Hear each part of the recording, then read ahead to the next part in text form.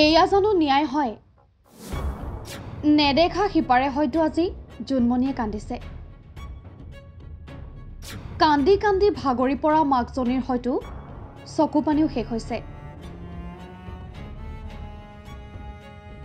অসমবাসীয়ে সন্দেহ কৰাটোৱে হ'ল জাষ্টিছ ফৰ জোনমণি এটা হেশটেগ হৈ থাকি গ'ল।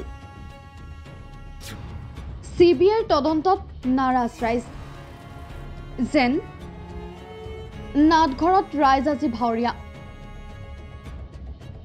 দুৰ্ঘটনাত মৃত্যু হৈছিল অসম আৰক্ষীৰ সাহসী এছাই জোনমণি ৰাভাৰ। হত্যা অথবা চৰম পন্থাৰ কথা নস্যাৎ কৰিলে তদন্তকাৰী CBIৰ দলে। CBIয়ে দাখিল কৰা চাৰ্জশ্বীট অনুসৰি দুৰ্ঘটনাতে মৃত্যু হৈছিল। কিন্তু এই চাৰ্জশ্বীটে যেন আশ্বস্ত কৰিব পৰা নাই অসমৰ ৰাইজক। বিগত 7 মাহে বুকুত জুই একুৰা লৈ ফুৰা জোনমণিৰ মাকৰ মন্তব্য। আজি মোৰ ক'বলৈ কোনো ভাষা নাই। CBIয়ে যি কৈছে মই কেতিয়াও মানি ল'ব নোৱাৰো। মইনো কি কৰিম? মইতো দেখা নাপালো দুৰ্ঘটনাটো। মইতো আৰু কি ক'ম, ক'ব লগাটো যিমান ক'ব লগা আছিল কৈয়ে দিলোঁ। আগতে চবে চাই কেনে গমে পাইছে ছোৱালীৰ ডেড বডি, গাড়ীৰ এক্সিডেণ্ট, আৰু মই একো বুজাবও নোৱাৰোঁ আৰু একো ক'বও নোৱাৰোঁ।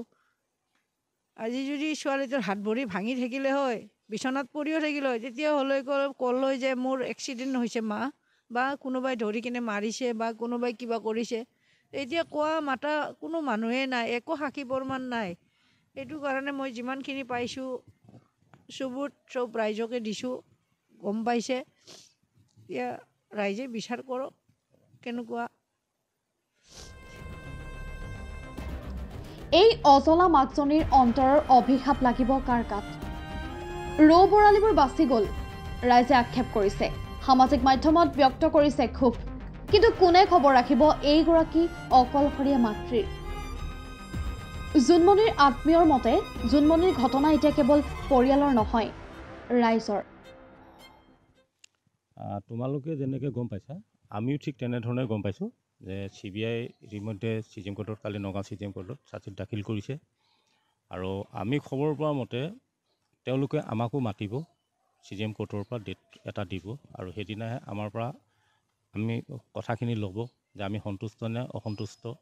আৰু ইতিমধ্যে আমি চাৰ্জশ্বীটত বা কি দেখিছে আমি ইতিমধ্যে একো গম পোৱা নাই। আপোনালোকৰ মিডিয়া থ্ৰুদি বা এনেকৈ থ্ৰুদি আমি গম পাইছোঁ যে এটা এক্সিডেণ্ট হৈছে বুলি হেৰি। গতিকে আমিও যিদিনা আমাক মাতিব, আমি গোটেইখিনি কাগজ পত্ৰ উলিয়াই আনি আলোচনা কৰি তাৰ পাছতে আমি কি কৰিম কি নকৰিম এতিয়ালৈকে আমি একো দেখা নাই। গতিকে আমি গোটেই কথাখিনি একো ক'ব পৰা নাই।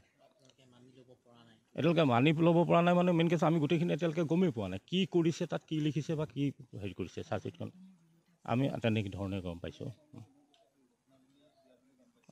আমি দুৰ্ঘটনাটো মানে ধৰক সেইটো অসমৰ ৰাইজে গম পায়, সকলোৱে গম পায়। গতিকে ধৰক দুৰ্ঘটনাটোৰ বিষয়ে আমি বিশেষকৈ ক'লোঁ যে জোনমণি ৰাভাৰ কেছটো অকল আমাৰ পৰিয়ালৰ হাতত নাই, সেইটো গোটেই অসমৰ ৰাইজৰ হাতত। আপোনালোকৰ সংবাদ মাধ্যমে বহুত সহায় কৰিছে, অসমৰ ৰাইজে বহুত সহায় কৰিছে। আমি অসমৰ ৰাইজৰ ওপৰত এইটো এৰি দিছোঁ। CBI তদন্ত সামৰি অসমেৰে ৰাওনা হ'ল, কিন্তু হয়তো জোনমণি ৰাভাৰ সমগ্ৰ ঘটনাক লৈ থাকি যাব কিছু প্ৰশ্নবোধক। News desk, the custodian plus.